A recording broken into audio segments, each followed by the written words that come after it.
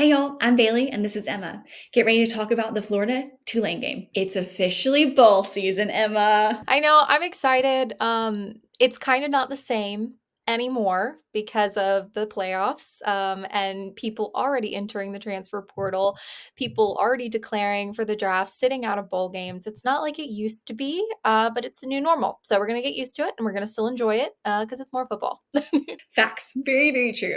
That's what's so funny is like you're so right. Last year, I think bowl season was a lot more fun. I think you had a lot more fan engagement. But with this whole new structure, it's definitely going to be an interesting time. And I think a lot of these players, though, too, are almost kind of like, we're playing these games for what reason again? Like, I'm not too sure, but it is what it is. And like you look at teams like Penn State who are in the playoffs, their backup QB already entered the transfer portal. He's already gone to another school. So we'll talk about the transfer portal a little later on because we both have thoughts, but that is kind of the detriment right now of college football is it makes bowl season a little less important, but it's still super fun, especially if you're a super fan of the sport. So we are going to talk about the Florida Gators. They are going to be playing Tulane. Florida is of course one of our SEC teams. They did have one of the toughest schedules in college football this year. They ended up with a 7-5 record, making them eligible for this bowl game. And they will be playing Tulane this Friday at 3:30 p.m. before the first ever 12-team college football playoff game. If you would have asked me at the very beginning of the season, is Florida actually going to be able to make it to a bowl game? I probably would have said chances are looking relatively low. Yeah. However, this whole three-game winning streak that they went on, I mean, that not only secured Billy Napier's position at Florida, but my goodness, I think it just demonstrated once again strength of schedule needs to be taken into further consideration when we're actually looking at these AP poll rankings, but also as we're looking at these different matchups that continue to happen.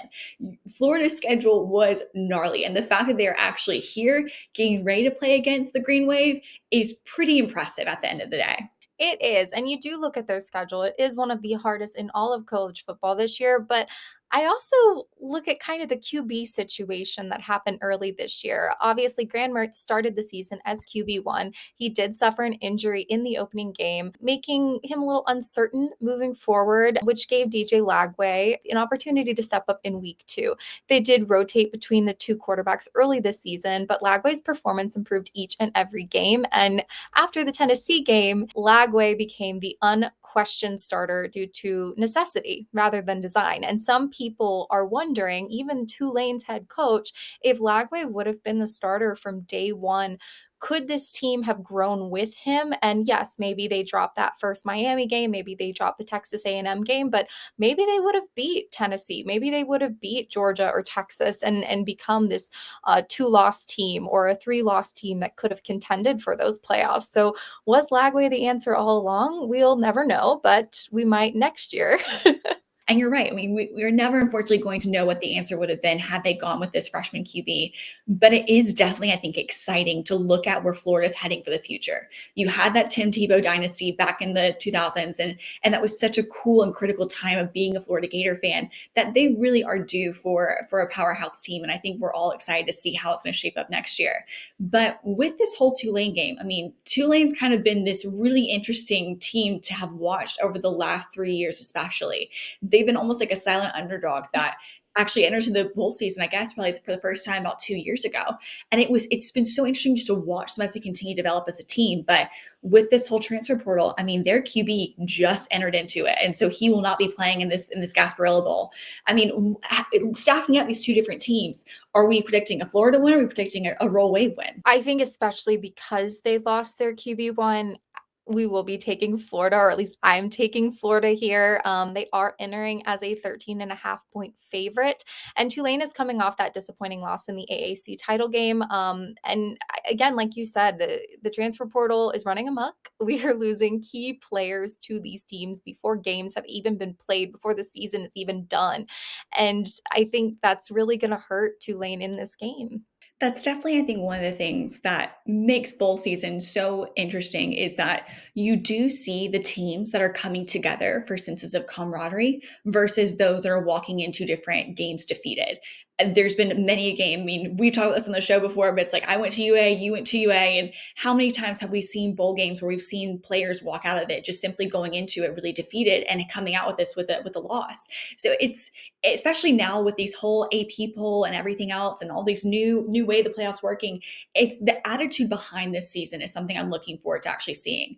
But back to this whole Florida and Tulane game, the fact that they're playing in Tampa is I mean, like you're talking a pretty nice little advantage for the Florida Gator fans comparative to the Tulane fans showing up. And Florida's experience in the SEC with this incredibly hard schedule, beating LSU, beating Ole Miss, winning their rivalry game in the end against Florida State. I think this is really what's going to propel this team forward in this game.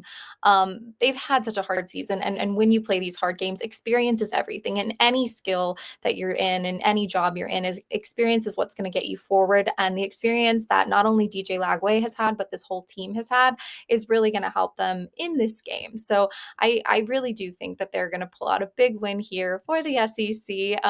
And I'm truly excited to see not only where DJ Lagway goes, but this team goes next year, especially that Billy Napier is staying around.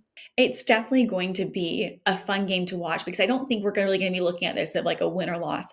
I'm considering this a game to actually view the Florida Gators team for 2025 stepping in. I think we're going to get a really, really cool preview of that, especially if DJ Lagway continues out with his tenure with the Florida Gators, and especially as they're starting to get their footing. And Lord knows who they're going to be able to get from the transfer portal that's actually going to start coming to them. There's been some pretty shocking transfers so far that we'll have to recap in a different episode.